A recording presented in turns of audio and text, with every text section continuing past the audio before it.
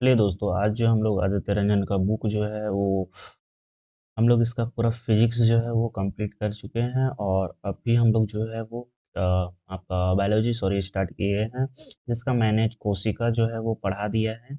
ये बुक में देख सकते हैं, ये इसका इंडेक्स आपको दिख रहा होगा, यहाँ मैं दिखा देता हूँ। देखिए यहाँ जो है मात्रक हो गया, ये सब सारा मैंने फिजिक्स ऑल टॉपिक कंप्लीट कर दिए। तो प्लेलिस्ट में जाइए और वहाँ आपको ये सारा वीडियो मिल जाएगा। इसमें थ्योरी प्लस एमसीक्यू दोनों है इस वीडियो में। तो आज जो है वो हम लोग बायोलॉजी का जो है ये उत्तक जो है उत्तक चैप्टर कंप्लीट करेंगे। तो इसको मैं बड़ा कर लेता हूँ और आपसे स्टार्ट करता हूँ, ठीक है। तो यहाँ से है उत्तक, देखिए 2 आ गया उत्तक। हम लोग इसको बड़ा कर लेते हैं और एक एक करके पढ़ना स्टार्ट करते हैं, और फिर इसके बाद जो है वो हम लोग एमसीक्यू क्वेश्चन भी लगाएंगे। देखिए एमसीक्यू क्वेश्चन भी दिया हुआ है, एमसीक्यू हम लोग क्वेश्चन भी लगा लेंगे। तो चलिए पढ़ना स्टार्ट करते हैं। देखिए लिखा हुआ है उत्तक, चैप्टर 2 है उत्तक। उत्तक विज्ञान में किसी किसका अध्ययन होता है, तो उत्तकों का अध्ययन होता है। उत्तक कोशिकाओं के समूह में इसकी उत्पत्ति और संरचना समान होती है, और जो एक विशेष कार्य करने के लिए विशेषता प्राप्त होते हैं। उदाहरण के लिए शरीर के मांसपेशियों कोशिका उन मांसपेशियों जो बनाती है, जो शरीर की गति से संबंधित है, को क्या कहा जाता है, तो उसे उत्तक कहा जाता है। उत्तक उत्तक के प्रकार जंतु है, पादक है, संयोजिक है। तो एक एक करके हम लोग ये सब के बारे में पूरा पढ़ते हैं। देखिए सबसे पहले आ गया है यहाँ पादक। पादक उत्तक दो प्रकार के होते हैं, डैश और डैश। तो विभोजित उत्तक होता है, अस्थाई उत्तक होते हैं।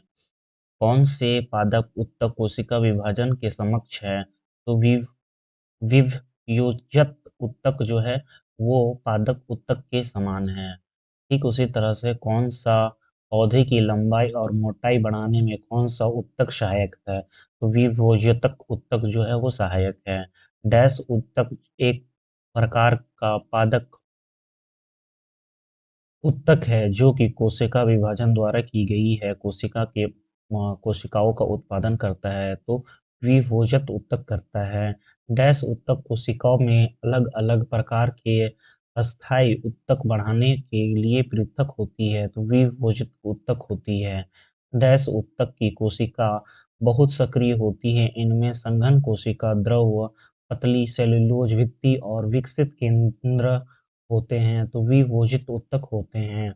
डैश की पौधे की जड़ और उनके तने पार्श्व भाग के कौन सा उत्तक पाया जाता है, तो पार्श्व विभोजक उत्तक पाया जाता है।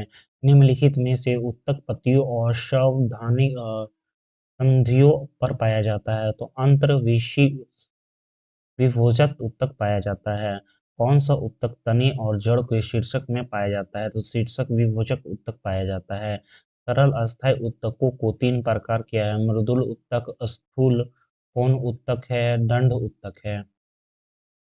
अब चलिए हम लोग नेक्स्ट चलते हैं यहाँ से। देखिए उत्तक के स्थूल उत्तक की कोशिकीय इसके संरक्ष के कारण मोटी हो जाती है, तो ये सेल्यूलोज एवं पेंटोन के कारण मोटी हो जाती है। डैश उत्तक में कोशिकाएं जीवित, लंबी और कोनों का अनियमित रूप से मोटी होती है, तो स्थूल कोण उत्तक होती है। डैश उत्तक की कोशिकाएं मृत होती है, तो ढूंढ उत्तक मृत होती है। पौधे में लच्छीपन किस उत्तक के कारण होता है, स्थूल कोण उत्तक के कारण होता है। कौन सा उत्तक पौधे की यांत्रिक संरचना सहायक देने के साथ साथ हरित लवण की उपस्थित होने के कारण भोजन का निर्माण करता है, तो स्थूल कोण उत्तक करता है। आगे चलते हैं हम लोग। देखिए लिखा हुआ है, अब नारियल की छाल का निर्माण किस उत्तक से होता है, तो दंड उत्तक से होता है। कौन सा स्थलीय उत्तक एक पौधे को कठोर और मजबूत बनाता है, तो दंड उत्तक। डैश जानव के कारण डस उत्तक कौन सी किसकी भित्ति मोटी होती है, तो लाइनिंग की होती है। डैश रेशो पौधे में प्रचुर मात्रा में पाया जाता है। पौधे के आंतरिक भागों में के साथ साथ बाह्य ऊतक का रक्षात्मक ऊतक के रूप में पाया जाता है। तो यह है दंड ऊतक। स्थूल्य पादक तथा मृदु स्थूल्य पादक तथा बाह्य त्वचा में डैश की एक मोटी परत होती है। तो क्यूटीन पौधे में जल, खनिज व अन्य आवश्यक पदार्थ का परिवहन करने वाले ऊतकों को क्या कहा जाता है? तो संवहनी ऊतक कहा जाता है। पौधे का कौन सा ऊतक पानी और खनिज परिवहन का सक्षम करता है? तो जाइलम। डैश पौधे के जल संयोजन ऊतक है। तो जाइमन है। जाइलम पौधे में फ्लोएम का मुख्य कार्य क्या होता है? तो पत्तियों द्वारा बनाए गए भोजन में पौधे के अन्य भागों में पहुंचाना। एक जटिल स्थलीय ऊतक कौन है? तो फ्लेयम। कौन सा ऊतक युग्म समवहनी मंडल का गठन होता है? तो जाइलम और फेलोएम। मृदुल ऊतक स्थल कौन ऊतक का जाइलम में कौन सा एक चलल अस्थायी ऊतक नहीं है? तो जाइलम है। जाइलम जाइलम का समान ऊतक किसकी कितने प्रकार की कोशिकाओं से मिलकर बना है? तो जाइलम वहन ऊतक 4 प्रकार के कोशिकाओं से मिलकर बना होते हैं। जैमन ऊतक के वर्णीय जैमन, पैरोक्लाइमा, जाइलम फाइबर। नेक्स्ट चलते हैं। जिस प्रकार के ऊतक के एक समान कार्य करने के लिए विभिन्न प्रकार की कोशिकाएं होती है, तो जटिल अस्थायी ऊतक होती है। नेक्स्ट चलते हैं। जटिल ऊतक डैश से बने होते हैं? तो एक से अधिक प्रकार की कोशिकाओं से। जंतु ऊतक तंत्रिका रेशा से गुजरने वाली सदैवना तंत्रिका संपदन कहते हैं। जंतु ऊतक कितने प्रकार के होते हैं? जंतु ऊतक 4 प्रकार के होते हैं। तंत्रिका ऊतक, संयोजन ऊतक, पेशी ऊतक, उपकला ऊतक। मस्तिका, मेरु, रुचु और तंत्रिका डैश की बनी होती है? तो तंत्रिका ऊतक की बनी होती है। तंत्रिका ऊतक की इकाई न्यूरॉन। शरीर के समस्त अंगों व कार्यों का सामान्य स्थापित डैश की विशेषता है? तो तंत्रिका ऊतक की विशेषता है। रेखीय पेशी जंतु और कंकाल से संबंधित रहती है, जिन्हें ऐच्छिक गति होती है, इस कारण डैश कहते हैं। तो कंकाल पेशी का ऐच्छिक पेशी, अरैखिक पेशी डैश पेशी है। तो अनैच्छिक पेशी है। डैश पेशी आहार नाल, विश्व मुर्दा, मूत्राशय और रक्त वाहिनी में पाए जाते हैं। तो अरेखीय में पाए जाते हैं। आहार में छोटे आहार में भोजन का प्रवाह डैश के कुंचल और प्रसार के कारण होता है। तो अरेखीय पेशी के कारण होता है। एवोसियल तंत्र पाया जाता है। स्तन्य में पाया जाता है।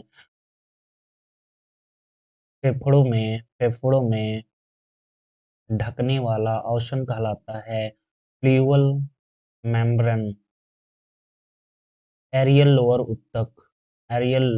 ऊतक डैश के एक पूरक ऊतक का नाम है? तो त्वचा और पेशियां। एरिलोअर ऊतक का मास्ट कोशिका रुधिर वाहिनी में फैलने के लिए डैश रुधिर एंटीएगुटेल के नाम के लिए डैश तथा रुधिर वाहिनियों को सिकुड़ने के डैश से प्रोटीन स्वंत्रित करती है? तो हिस्टामिन और हेम्पेरिन तथा सैरोटिलिन। एरी लोअर ऊतक कितने प्रकार की कोशिका पाई जाती है? तो एरी लोअर ऊतक में 3 प्रकार की कोशिका पाई जाती है। फाइब्रोलास्ट, मास्ट और मैक्रोफेजेस। इस ऊतक का लचीली संयोजक ऊतक कहते हैं तो एवरी लोअर ऊतक कहते हैं। कंडरा डैश जोड़े वाले तंतुमय ऊतक है तो मांसपेशी की हड्डी। डैश ऊतक हड्डियों और दूसरी हड्डियों को जोड़ने का कार्य करता है तो लिंगामेट। नेक्स्ट चलते हैं। ऊठ में कुबड़ किस ऊतक से बना होता है तो व्यायाम स्व ऊतक के कारण बना होता है। शरीर में मनुष्य के शरीर में कौन सा अंग सबसे बड़ा है, ये छुप गया है, इसको छोड़ देते हैं हम लोग। पेशीय ऊतक कितने प्रकार के होते हैं, पेशीय ऊतक 3 प्रकार के होते हैं और रेखीय ऊतक, रेखिक ऊतक और हृदय ऊतक। मानव शरीर की सबसे बड़ी कौन है तो ग्लोटिनियम है। मानव शरीर की सबसे बड़ी छोटी मांस कौन है तो श्रमपीडिया है। रक्त क्या है तो एक तरल संयोजक ऊतक है। लाल रुधिर किन्हीं को डैश कहते हैं तो एरिथ्रोसाइन कहते हैं। डैश ऊतक के नीचे गुहे आसपास के आंतरिक अंगों के बीच पाया जाता है तो वसा संयोजक ऊतक के बीच पाया जाता है। डैश प्रकार के एक संयोजन ऊतक की उपस्थिति के कारण कानों में मोटा हो जाता है तो उपलेयन। इस ऊतक की कोशिका वसा संग्रह के विशिष्ट है तो वसा संयोजक ऊतक। इस प्रकार की कोशिका त्वचा बनाती है तो अधिचर्म कोशिका। मुख्य में से परत सक्रिय एपिथेलियम से बनी होती है। डैश लार ग्रंथि श्वेत ग्रंथि विक्र नालिका में पाए जाते हैं तो घनाकार एपिथेलियम ऊतक में पाए जाते हैं। मानव शरीर की त्वचा का सबसे बाहरी परत कौन सा है तो एपिथेलियम है। डैश एक प्रकार का शरीर का बाहरी आवरण रक्षा में प्रदान करता है। ये ऊतक संवेदन और अवशोषण की क्रिया में पूर्ण करता है तो उपकला करता है। त्वचा का मूलतम चमड़ी होते हैं और मृत कोशिका से बने होते हैं तो त्वचा मुख्य आहार नली, रक्त वाहिनी नली, अस्त्र फेफड़ा, वृत्त नली की आदि सभी इस प्रकार ऊतक से बने होते हैं तो एपिथेलियम। डैश की बाहरी परत में पाए जाते हैं जिनका ग्रस नली आहार के अस्तर बने होते हैं तो सक्रिय एपिथेलियम। डैश अंडवाही वाहिनी श्वास नली और मुख गुहार में पाए जाते हैं तो पक्षाम्भी एल्थिम ऊतक। ये कुछ हम लोग का जो है वो एमसीक्यू क्वेश्चन है। लगभग देखते हैं हम लोग कितना एमसीक्यू क्वेश्चन है। ये देखिए लगभग जो है वो 20 एमसीक्यू क्वेश्चन है तो एक करके जो है वो हम लोग सारा एमसीक्यू क्वेश्चन जो है वो लगाएंगे। तो चलिए स्टार्ट करते हैं, 20 से ज़्यादा नहीं है, तुरंत हो जाएगा, वीडियो में आप बने रहिए। चलिए, लिखा हुआ है निम्नलिखित में से कौन सी संरचना ऊतक मरम्मत तथा अंगों में खाली स्थान को भरने में सहायक है। ये कौन सी सहायक है ग्रेतिका। नेक्स्ट चलते हैं। निम्नलिखित में से कौन सी पेशीय ऊतक जो बिना थके जीवन भर लगातार कार्य करता है तो कौन सा कार्य करता है हृदय पेशी। कौन सी पेशी पेशी युग्म अनैच्छिक पेशियों के रूप में कार्य करता है तो कौन सा अनैच्छिक पेशियों के रूप में कार्य करता है तो ये करता है आपका चिकनी पेशी और हृदय पेशी।